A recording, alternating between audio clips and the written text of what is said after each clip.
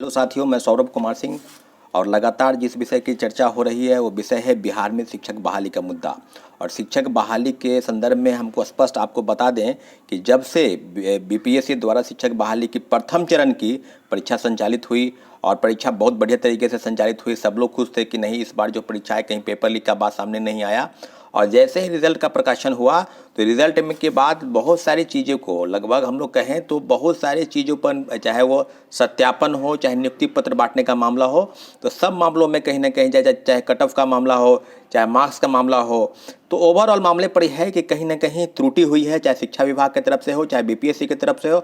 और लगातार अभ्यर्थियों की मांग रही है कि बीपीएससी द्वारा और शिक्षा विभाग द्वारा जो भी चीज़ें की जा रही है उसमें कहीं ना कहीं एक धोखा, एक षड्यंत्र है। और जो खेल है, जो शिक्षक बहाली के नाम पर जो आंकड़ों की बाजीगरी है, 1,22,000 पहले आप बता रहे थे 1,17,000 शिक्षकों की बहाली होगी, उसके बाद आप बता रहे थे 1,22,324 पद।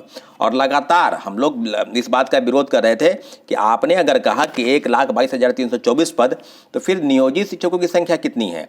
ओवरऑल डाटा जो अब सामने आ रहा है वो है 28,000, 30,000। दोनों मिलाकर अगर बात की जाए 1 to 5 हो, चाहे टीजीटी हो, चाहे पीजीटी हो, सब मामले की अगर बात की जाए तो लगभग 40-42 हज़ार का आंकड़ा पार कर गया है। तो ओवरऑल जो चीज़ें सामने है, जो स्पष्ट क्लियर है, ये है कि क्या बीपीएससी और शिक्षा विभाग मिलकर क्या उस डाटा को छिपाना चाहती है जो बात सरकार द्वारा लगातार ट्विटर हैंडल से, चाहे वो आरजेडी के नेता हो, चाहे जेडीयू के नेता हो, चाहे सरकार के कोई भी अधिकारी हो, उनके बात से शिक्षा विभाग ने ये डाटा प्रस्तुत किया है कि 1,22,324 पद। और तो नियोजित शिक्षकों की संख्या क्या आप उसी में आप ऐड करके कैसे बता रहे हैं साथियों? हम लोग का स्पष्ट मानना है कि नियोजित शिक्षकों को राजकर्मी का दर्जा आप दे दीजिए। पहले से भी बातें हो रही है और अभी भी बातें छन कर आ रही है कि राजकर्मी का दर्जा देने की जो प्रोसेस है वो लगभग पूरी हो चुकी है। थोड़ी सी जो बातें हैं उसको कंप्लीट कर ली जाएगी आजकल में। परंतु जो विशिष्ट नियमावली, एक अलग से नियमावली आई है जिसमें के तहत की परीक्षा के डिपार्टमेंटल परीक्षाएँ होंगी और इसके तहत उसको राजकर्मी का दर्जा भी मिलेगा, उसको विशिष्ट कर्मी का दर्जा मिलेगा।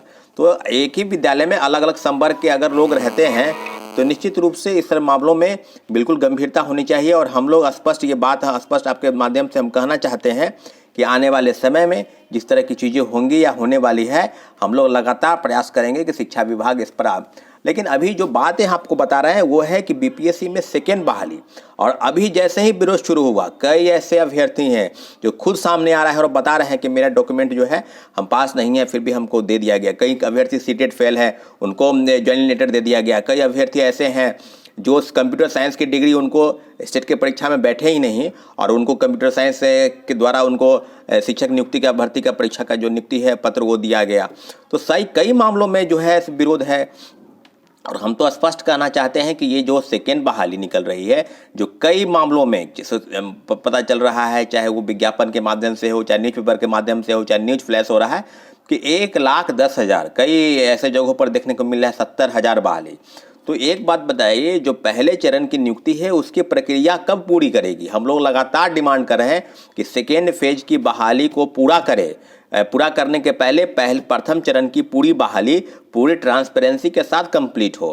क्या आप बता नहीं रहे हैं कि जैसे जो कोई फर्जी वाले, आप ही अपने ट्वीट के माध्यम से बता रहे हैं कि 500 से ज़्यादा लोगों को नोटिस भेजा गया है जो गलत तरीके से नियुक्ति पत्र पाली है, उनको डॉक्यूमेंट वेरिफिकेशन के लिए दोबारा बुलाया जा रहा है। तो सब चीज़ों पर कितने लोगों को आप नियुक्त किए हैं उसका पूरा डाटा सामने लाएं, क्योंकि आने वाले समय में जो भी चीज़ें होंगी, और हम लोगों का जो मानना है कि जो दूसरे चरण की बहाली होगी उसमें स्पष्ट तौर पर प्रथम चरण के सारे लोगों के वैकेंसी के बाद ही, चाहे वो आपको सेकेंड लिस्ट निकालना पड़े, चाहे उसके लिए थर्ड लिस्ट निकालना पड़े, परंतु बहुत सारे मामले में है आपको गंभीरता दिखानी पड़ेगी।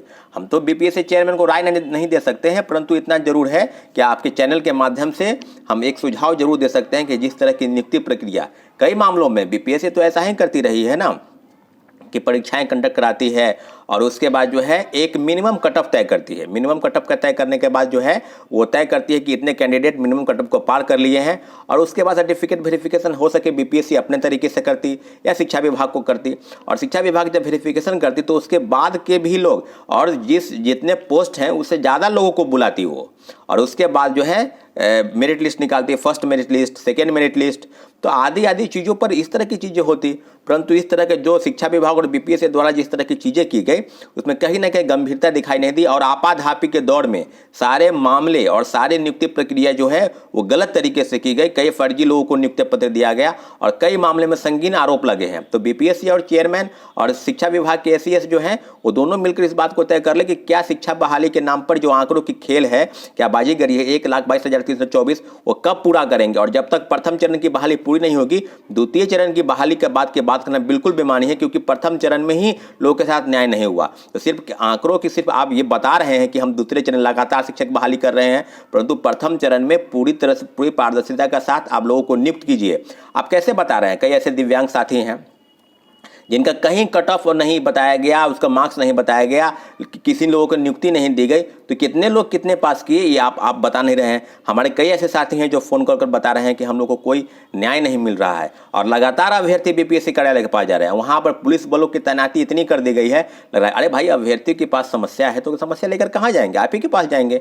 तो मेरा यह स्पष्ट मानना है कि आने वाले समय में बीपीएससी को स्पष्ट दूसरे चरण की बहाली के पहले प्रथम चरण की पूरी बहाली पारदर्शिता के साथ पूरी करें, तभी मामलों को लेकर हम लोग शांत होंगे। नहीं तो अन्यथा इसी तरह का विरोध जो है वो अवश्य चालू रहेगा और आने वाले समय में हम इसका पुरजोर विरोध करेंगे। ठीक है, मिलते हैं अगले अपडेट के लिए, तब तक के लिए आपका धन्यवाद। जय हिंद।